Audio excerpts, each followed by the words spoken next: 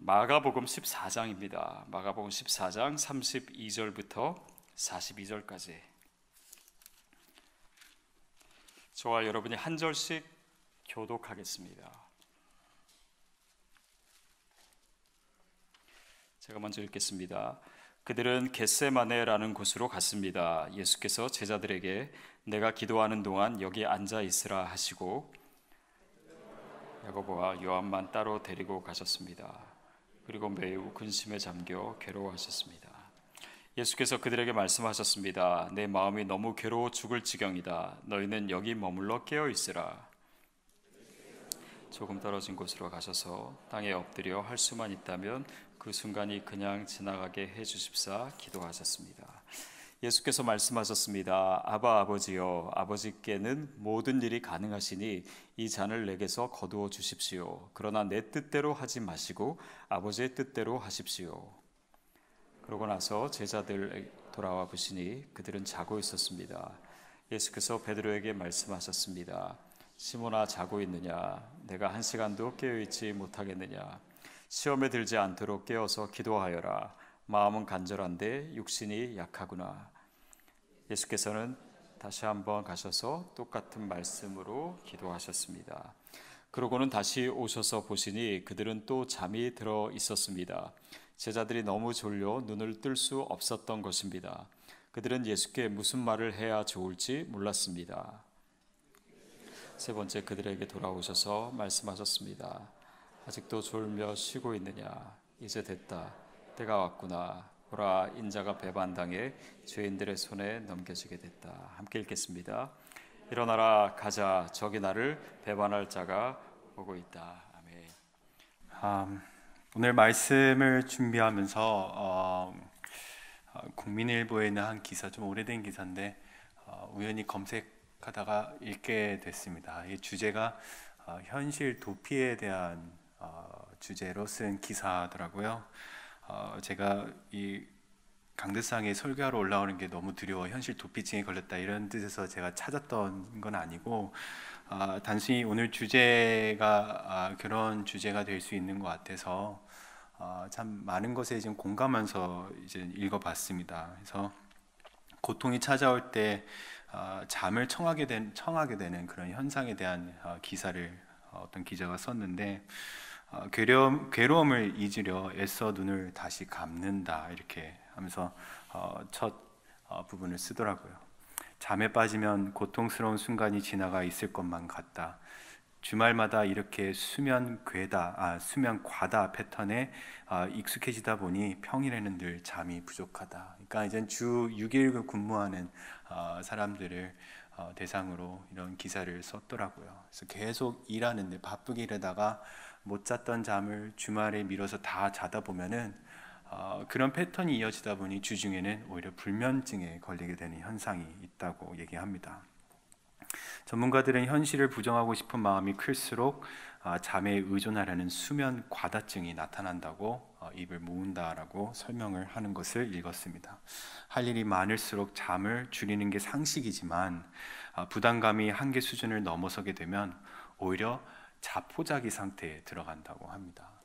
혹시 이거를 이렇게 나누는데 공감하시는 분들 계십니까? 어쩌면 바쁘게 일하시는 분들, 아니면 청년들, 시험 시즌이 됐을 때 그 시험을 앞두고 갑자기 뜻하지 않게 잠을 청하는 그 모습을 이해가 안 되는 그런 행동 패턴을 보게 되는데, 저는 많이 공감이 됐어요. 제 아내도 저를 봤을 때 왜 지금 이 시간에 자려고 하느냐, 자포자기이기 때문에 잠을 취하더라고요. 수면 과다는 우울증 증세 가운데 하나라고도 설명하는 걸 봤습니다. 10명 중 우울증 환자 중에 10명 중 8명은 불면 증상이 있으면 반대로 2명 정도는 수면 과다 증상이 나타난다고 하는 거죠. 그러니까 현실 도피를 하기 위해서 잠을 많이 자게 된다는 것입니다. 사회 초년생과 취업 준비생들은 새로운 환경에 적응해야 된다는 압박에 시달리면서 잠이 들면 모든 걸 잊게 되면서 편하다고 생각하는 것, 그것에 따라 이제 잠을 취하게 된다고 합니다. 제가 이래서 잠이 중요하다 이런 얘기를 하려고 잠이 많이 자면 안 된다 이런 얘기를 하려고 나누는 것보다는 이 겟세마네 동산에서 예수님께서 잡혀가시기 전에 기도하시는 모습 속에서 이런 부분을 많이 생각하게 됐습니다. 이렇게 뭔가 다가오기 이전에 뭔가를 해야 되는데 오히려 기피하는 현상이 보이는 것. 어쩌면은 고난이 다가올 거다 알고 있으면은 어쩌면 자포자기 상태로 들어갈 수도 있다라는 것이죠. 그것을 회피하려고 아니면 다른 안식을 찾기 위해서. 사랑하는 여러분, 우리는 어떻습니까? 고난이 다가올 때 그 밀려오는 압박감으로 스트레스라고도 말할 수 있겠죠. 혹시 도피하지는 않습니까? 예수님의 겟세마네 동산에서 그렇기 때문에 기도하는 모습을 통해 함께 이 부분에 대해서 함께 고민하고 예수님께서 어떠한 행동을 어떠한 자세를 취하는지 함께 보면서 우리의 삶에 적용할 수 있는 부분을 함께 찾았으면 합니다. 먼저 오늘 말씀을 통해 이렇게 적용할 수 있는 부분이 있는 것 같습니다. 깨어 기도하여 시험을 이기십시오. 물론 유명한 말씀이죠. 예수님께서 베드로에게 한 말.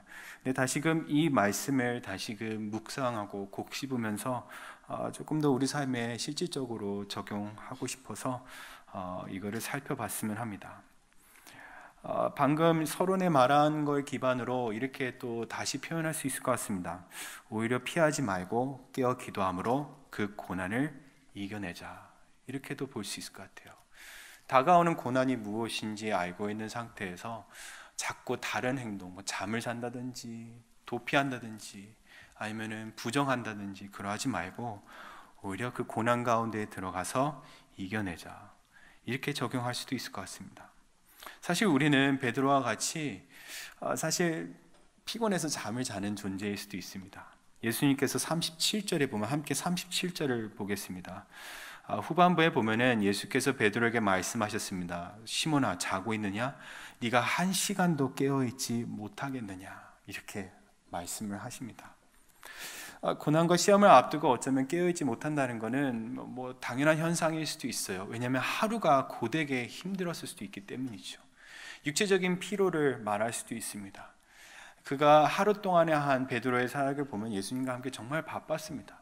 9시가 넘어가는 그 시점에서 당연히 잠에 들 수도 있겠지요. 근데 단순히 이 육체적인 피로만을 얘기하는 게 아니라 하루가 너무 바빴기 때문에 주님, 기도는 내일도 할 수 있잖아요. 근데 내가 자겠습니다. 이런 차원에서 얘기하기보다는 예수님께서는 다음 절에 얘기하죠. 시험에 들지 않도록 깨어서 기도하여라. 마음은 간절한데 육신이 약하구나. 뭔가 내 영혼이 간절히, 내 마음이 간절히 원하는 것을 나의 연약한 육신이 못하게 하고 있다라는 맥락에서 잠을 자고 있구나라고 말씀하시는 겁니다. 1시간도 깨어있지 못할 정도로 육신이 약하다라는 것이죠. 여기서 이제 깨어나라 해서 깨어서라고 얘기했을 때는 예수님께서 이제 명령어로 사용하십니다. 이제 그레고레오라고 해서 깨어 있으라라는 뜻인데 또 이렇게 동일한 이 단어 안에 중복된 의미가 하나 더 있습니다. 항상 준비된 상태를 유지하라라는 뜻도 있습니다. 그러니까 예수님께서 뭐라고 하냐면 시험에 들지 않도록 준비된 상태를 계속 유지하면서 기도하라. 이렇게 말씀하시는 것이죠. 이거는 육신에 향해서 예수님께서 말씀하시는 겁니다. 피곤하다고 자지 말고 준비된 상태, 긴장 상태를 유지하라. 기도해야 할 때 기도하고 말씀을 묵상해야 할 때 말씀을 묵상하고. 근데 베드로가 지금 보여주는 모습은 뭐냐면 기도해야 될 때 자고 있다라는 것이죠. 하나님의 말씀에 더 깊이 들어가면서 묵상해야 될 때 TV 시청을 할 수 있다는 거예요. 예배드릴 수 있는 그 시간에 어쩌면은 다른 곳에 갈 수 있다는 거예요. 내 육신이 원하는 것을 자연스럽게 따라갈 수 있다는 것이죠. 예수님께서 이 말씀을 주시면서 한 가지 더 얘기한 게 있죠. 우리가 읽었지만 그럼 왜 깨어 있어야 될까? 바로 38절의 앞부분에 있던 겁니다. 시험에 들지 않도록. 왜냐하면 잠들고 있는 상황 가운데 시험이 찾아온다는 겁니다. 시험이라는 것은 무슨 뜻입니까? 두 가지 면에서 고민할 수 있겠더라고요. 깨닫게 하기 위한 것, 테스트 과정. 아이들이 시험을 왜 봅니까? 그가 공부한 것에 대해서 내가 알고 있다 증명하기 위해, 깨달았다는 것을 증명하기 위해 시험을 보지요. 근데 반대로 유혹이라는 뜻도 있습니다. 결국 선한 거에서, 아니면 올바른 거에서 벗어나게 하는 것, 템테이션이죠. 근데 이 시험이라는 게 두 가지 뜻이 다 있습니다. 그렇다는 것은 무엇입니까? 어쩌면 내가 고난 가운데 시험에 들어 어쩌면 하나님과 멀어질 수도 있다라는 거예요. 물론 긍정적인 뜻에서 하나님을 더 알아간다고 말할 수 있지만, 문제는 우리는 대부분 하나님을 더 알아가도록 하는 그 선택보다는 다른 선택을 함으로 하나님께로부터 도망간다든지 멀어진다든지 죄를 범한다든지 할 수도 있다는 것이죠. 그래서 결국 베드로가 겟세마네 동산에서 잠을 청했기 때문에 그가 시험에 들었습니까? 그렇다고도 볼 수 있을 것 같습니다. 체포당할 때 그가 한 행동이 무엇이었죠? 바로 칼을 집어들어 대제사장의 하인의 귀를 쳤습니다. 나중에는 예수님께서 끌려가는 것을 저 멀리서 쫓아가면서 예수님께서 예언한 대로 예수님을 3번 부인합니다. 그에게는 굉장히 고통스러운 순간이에요. 고난의 시간입니다. 그 순간에 선택해야 될 것을 선택 안 하다 보니 결국에는 시험에 드는 것이죠. 그래서 한 신학자는 시험에 대해서 이렇게 표현합니다. An invitation to be untrue to God. 하나님 앞에 있어서 참되지 않게 하는 초대다라고 표현을 하더라고요. 그 고난의 순간에 어쩌면 기도를 한다든지 말씀은 이게 무슨 뜻이에요? 하나님을 더 바라봐야 선택을 했어야 되는데 그는 그거를 못했다라는 것이죠.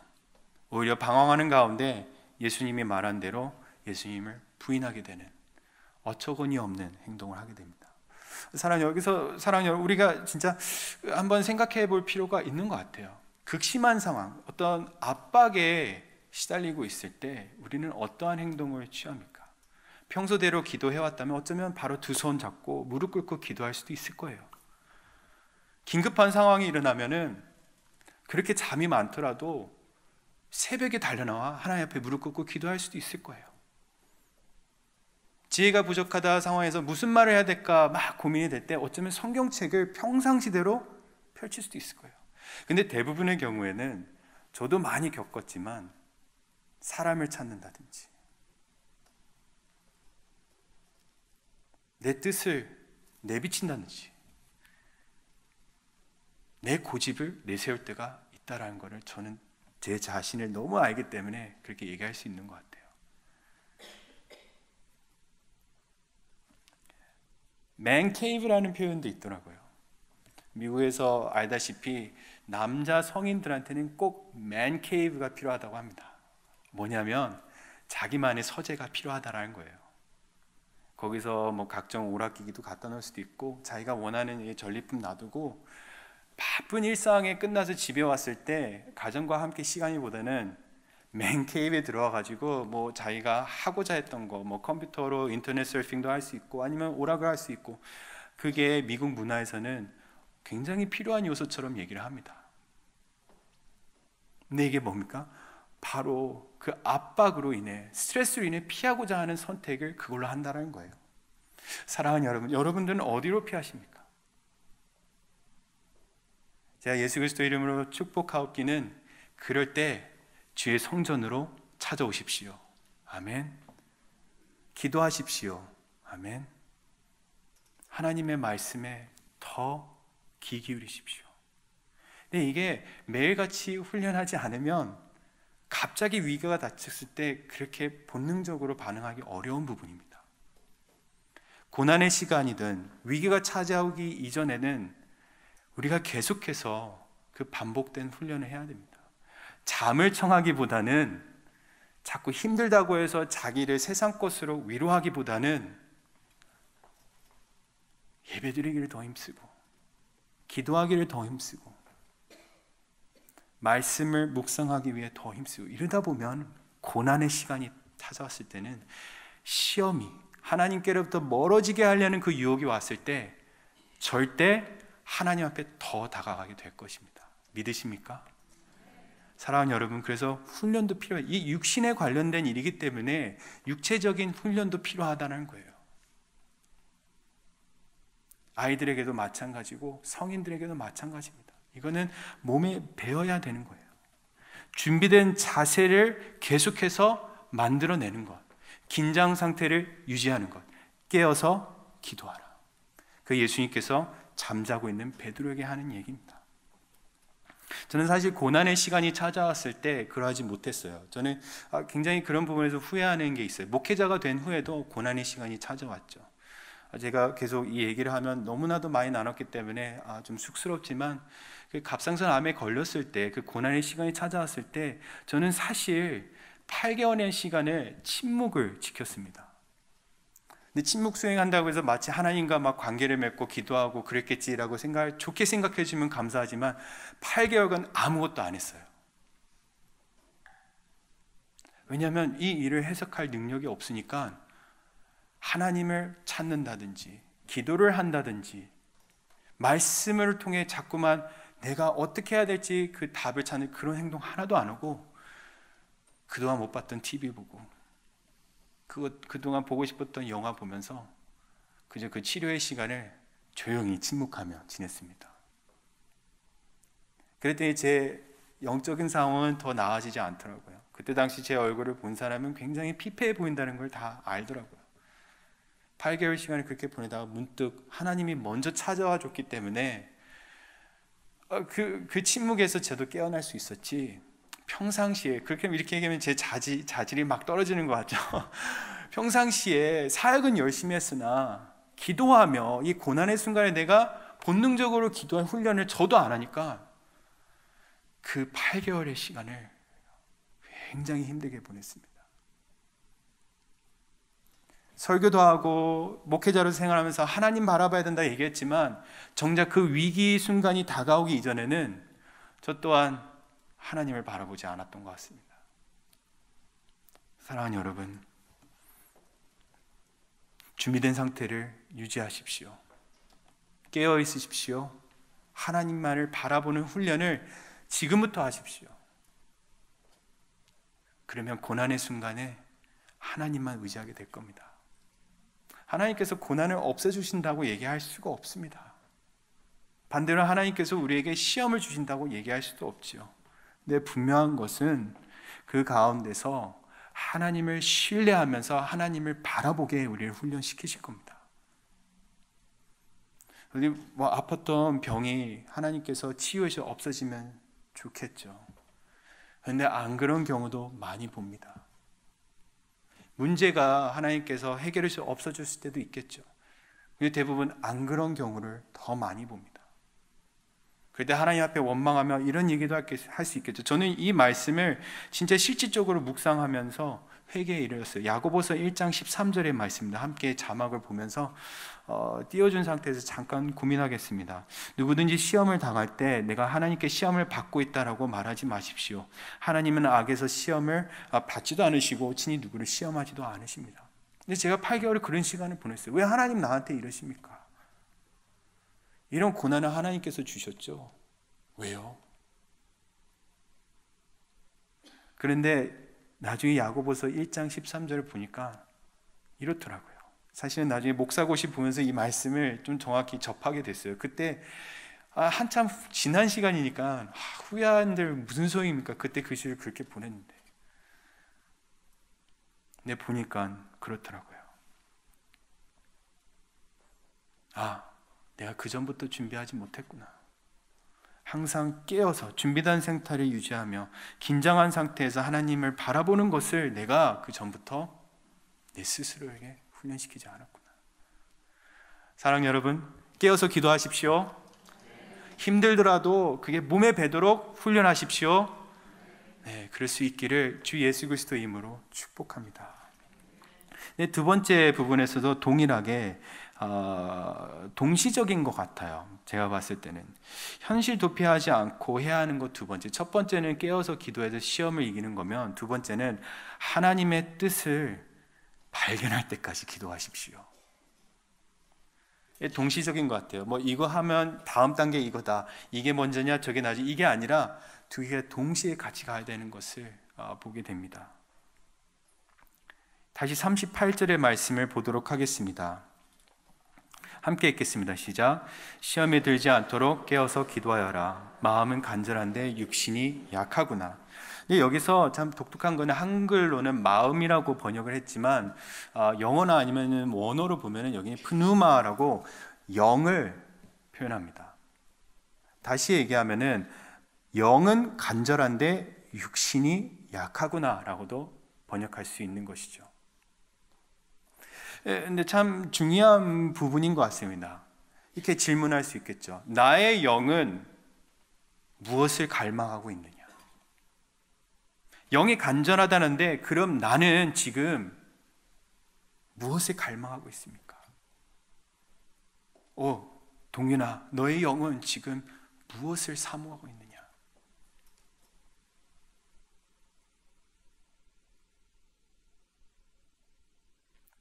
사랑하는 여러분, 여러분들에게 있어서 여러분들의 영혼이 간절히 원하는 건 무엇입니까? 사실 창조의 원리를 보면 조금 더 이해할 수 있는 부분이 있습니다. 우리는 원래 하나님과 함께 더불어 살도록 창조가 되었습니다. 그렇죠? 근데 왜 하나님과 더불어 못 살게 되었을까요? 아담과 하와가 죄를 범함에 더 이상 생명의 나무를 먹게 할 수가 없어 에덴 동산으로부터 쫓겨나면서 하나님과 분리된 생활을 합니다. 죄인으로서 이제 하나님과 함께 연합해서 살 수가 없게 되는 거죠. 죄 가운데서 살아가면서 하나님이 필요 없다는 인식이 생겼지만 원래는 하나님과 더불어 살아야 되는 존재라는 겁니다. 내 영은 하나님과 함께 하기를 갈망하고 있는 존재로 태어났다는 거예요. 창조됐다는. 근데 우리가 죄인으로 태어나면서 어떻게 됐습니까? 하나님 없이 나 살 수 있어, 그런 존재가 되어버렸다는 것이죠.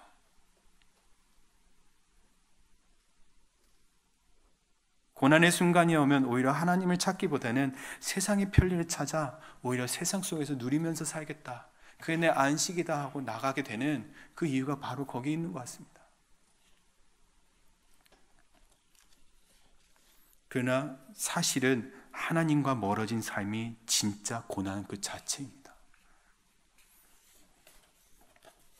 다행히 우리는 예수 그리스도를 통해 하나님과 화목해 되어 우리가 하나님과 함께 살 수 있게 그리스도의 보혈로 그 은혜를 받게 됐지만, 얼마나 많은 사람들이 여전히 하나님을 바라보기를 어려워하는지요.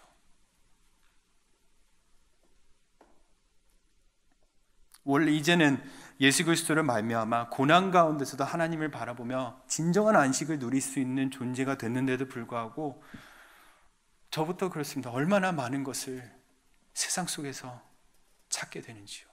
내 영혼이 원하는 것은 이건데 자꾸 다른 것을 한다는 것. 사도 바울의 고백도 그러하지 않습니까? 그러나 내 영혼이 정확하게 무엇을 원하는지 알려면 먼저 하나님과의 관계가 회복돼야 됩니다. 아까 제가 방금 말씀드린 대로 예수 그리스도로 인해 하나님과 관계가 화목해 되어야 도대체 내가 뭘 원하는지를 알게 됩니다. 하나님과의 그 친밀한 관계 회복된다는 것이죠.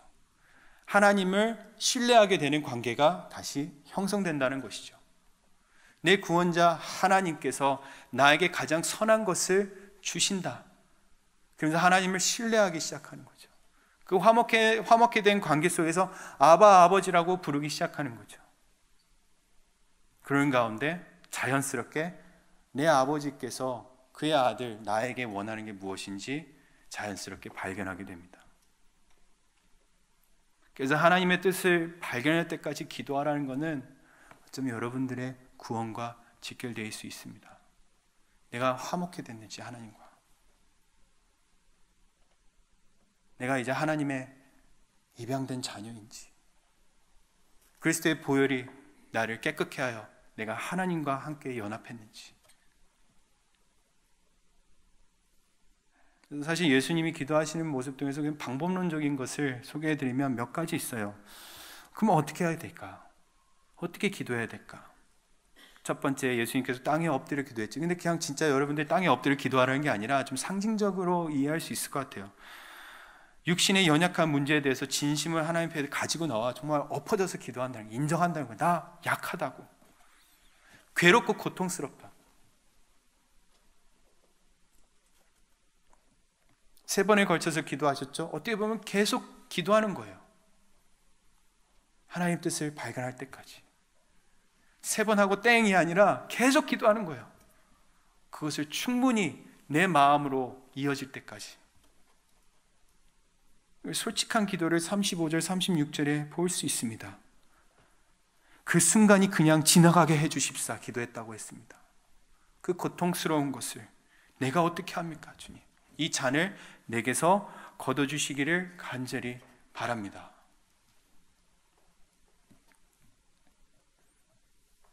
근데 그렇게 솔직하게 하나님 앞에 나올 때 비로소 하나님의 뜻을 발견하게 된다는 것이죠.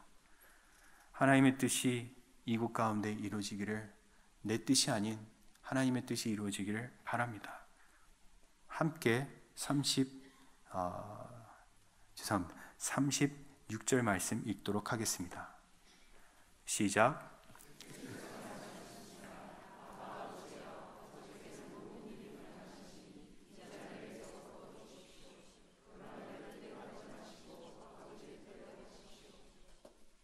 그 알고 있는 하나님의 뜻이 내 뜻이 되고, 그 하나님의 뜻이 내 영혼의 관절함이 되면은 내 뜻은 자연스럽게 내려놓아지고 하나님의 뜻이 이루어지기를 사모하게 될 것입니다. 이건 너무나도 당연한 얘기죠. 저는 사실 이제 공식적인 자리에서 고백하지만 저희 둘째가 사실은 질병을 갖고 태어난다라고 진단을 받았었습니다. 태속의 14주일 때부터, 14주면 굉장히 이른 시점이죠. 그때부터 뭔가 혹 같은 게 보이기 시작하더니 어떤 분은 그랬어요. 신장이 3개 있다. 그래서 깜짝 놀랐죠. 근데 계속 지켜보는데 그거는 계속 커지더라고요. 그래서 결국 어떤 진단이 내려졌냐면 어쩌면 신경모 세포종일 수도 있다. 뉴로블라스토마, 소아암 중에서 많은 아이들이 그걸로 사망한다고 합니다. 근데 아직 주님 태어나지 않았는데 암이라뇨.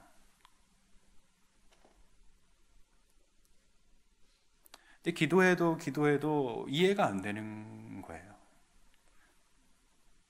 근데 많은 분들께 중보기도 부탁하면서 기도했지만 정말 저랑 제 아내는 사실은 한 10월, 저희 아이가 한 10월 23일 날 태어났거든요. 근데 그때까지 이해가 잘 안 됐습니다.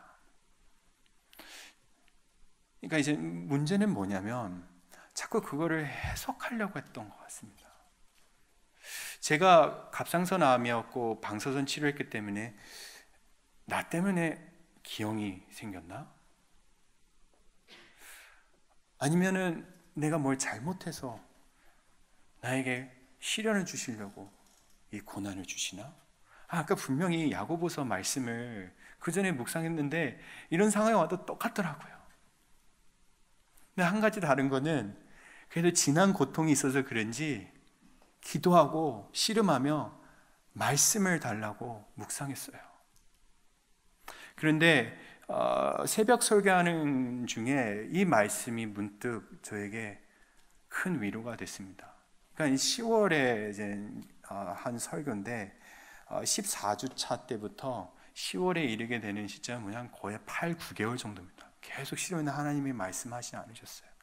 태어나기 몇 주 전에 이 말씀을 주셨는데 이사야서 20장 2절에서 3절 말씀 잠깐 띄워주시면 제가 읽고 설명하도록 하겠습니다.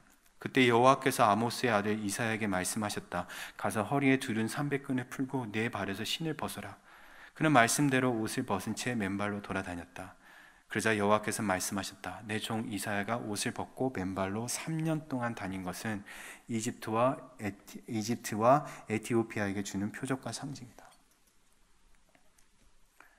이 말씀을 준비하는데 문득 제 말씀이구나라는 것을 새삼스럽게 깨달았습니다. 그러니까 하나님의 뜻은 무엇일까? 이 고난의 상황에서 하나님의 뜻대로 행동하라는 거예요. 근데 저에게 있어서 하나님의 뜻은 뭐냐? 부모로서 아이가 하나님께 영광 돌릴 수 있도록 잘 키우라. disability가 있든 장애가 있든 설령 1년 살다 죽든 너는 그 아이가 하나님께 영광이 될 수 있도록 책임지고 잘 키우라. 그 뜻을 발견하니까 오 할렐루야. 그리고 아이가 태어났는데 신기하게도 지금 거의 성장률 90% 이상 되는 건강한 아이로 아직도 크고 있습니다. 그 종양 같았던 거는 물혹으로 판명돼서 없어졌어요. 우습죠. 그러려고 내 이 고생했는데 아니더라고요. 오히려 그 가운데 하나님이 원하시는 게 뭔지를 발견하게 되더라고요. 시간이 오래 걸렸습니다. 근데 분명한 것은 그때까지 기도하고 말씀 묵상하고 하나님께 간구하면 3번 이상이어야 되는 것 같습니다. 그러면 하나님이 그 마음을 알려주시고 그 뜻을 알려주시니까 평강이 찾아오더라고요.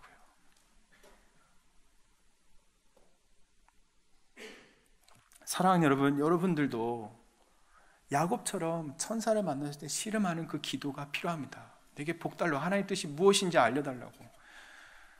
죽을 수도 있는 이 상황에서 나에게 복을 주신다든지 나에게 하나님의 뜻을 알려준다든지 하나님의 마음을 알려주시면 나 못할 것 같습니다. 그때까지 기도하십시오. 하나님의 뜻을 발견할 때까지, 하나님께서 나에게 원하시는 게 뭔지 알아갈 때까지 기도하십시오. 그럼 하나님께서 분명 알려주실 겁니다. 한 가지 기도를 소개했으면 합니다. 성 어거스틴의 고백록 5장 중에 있는 기도문인데 사실 이 기도가 우리가 어떤 기도를 드릴 수 있을지 참 잘 대변해주는 기도더라고요. 함께 보실까요? 함께 같이 낭독하도록 하겠습니다. 시작. 오 주님, 내 마음의 귀가 당신의 면전에 있사오니 내 귀를 열어주소서. 나는 내 구원이다라 내 영혼에게 말씀해 주소서.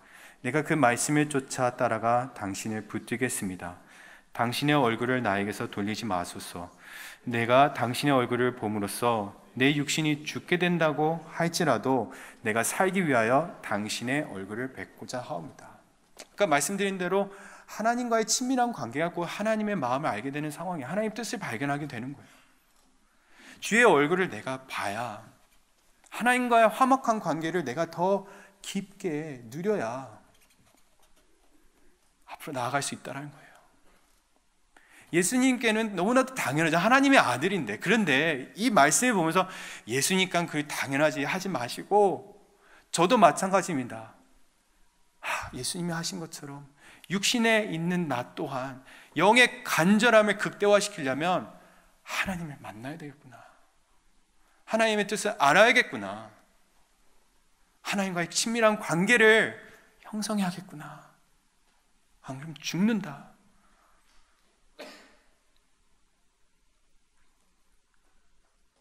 그러니 현실 도피하지 마십시오. 현실 도피하지 마십시오. 하나님을 바라보는 가운데 깨어 기도하면서 시험을 이기기 위해 하나님께 나오십시오. 모르겠다 하면서 자포자기하지 마시고 하나님 그 뜻을 알려줄 때까지 나 금식하며 기도할 겁니다. 나 주님 앞에 열심을 다해 나갈 겁니다. 그러니 알려주십시오. 잠을 청하며 포기하지 마십시오. 오히려 하나님을 바라보십시오. 그렇게 하려면 어떻게 됩니까? 깨어서 기도하십시오. 하나님 뜻을 알 때까지 기도하십시오. 사랑하는 여러분, 하실 수 있습니다. 너무 자포자기 이미 하지 마십시오. 제가 이상적인 기준을 드린 거 아닙니다. 저에게도 도전하려고 제 스스로도 이거 정말 고통 가운데 묵상하면서 내린 저를 향한 적용이에요. 그래, 깨어서 기도하자. 하나님의 뜻을, 하나님의 신배를 다 이해하진 못하겠지만 그래도 어느 정도 그 마음을 헤아리기 위해 기도하자, 동민아. 사랑하는 여러분, 그러면 시험을 이길 것입니다. 고난 가운데 나가더라도 승리하실 수 있습니다. 견뎌내실 수 있을 겁니다. 괜히 주님 앞에 나아가면서 주님, 나 하나님만 의지합니다, 이렇게 고백할 수 있기를 예수 그리스도 이름으로 축원합니다.